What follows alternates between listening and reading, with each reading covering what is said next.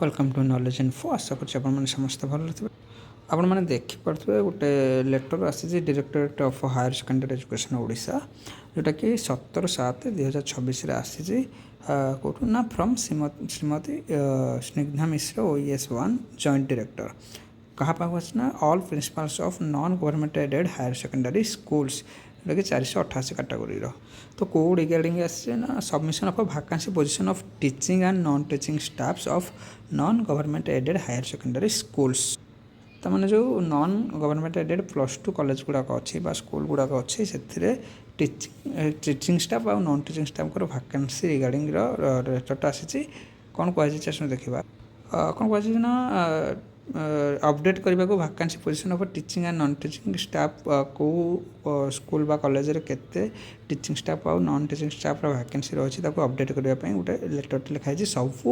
non government aided college principal मानक जोटा कि 488 कैटेगोरी 18/7/2026 भितर टाइम 1 PM भितर सबमिट करने को कहुई जोटा कि मोस्ट अर्जेंट बोली रिगार्डिंग करने आम कहवा कि खूब जल्दी वैकेंसी देखा मिल तो खूब जल्दी वैकेंसी देखा मिल कि न मिल सेटा कहीं भी कहींपारे कारण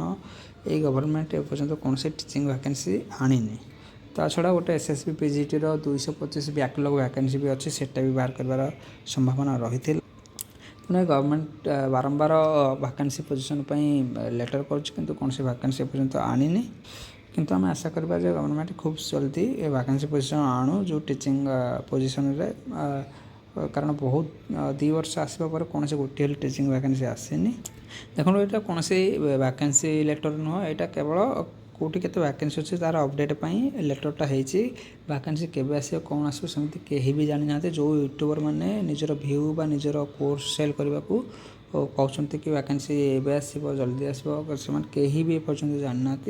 तो ऑथेंटिकेट इनफॉरमेशन सब नियंतु जोटा कि एपर्तंत केवे वैकेंसी आसो किसी जाना ना या अर्जेंट हिसाब से वैकेंसी पोजीशन अपडेट करने कहुई कि वैकेंसी केवे आस रिगार्डिंग कौन सी क्या पाखे इनफॉरमेशन ना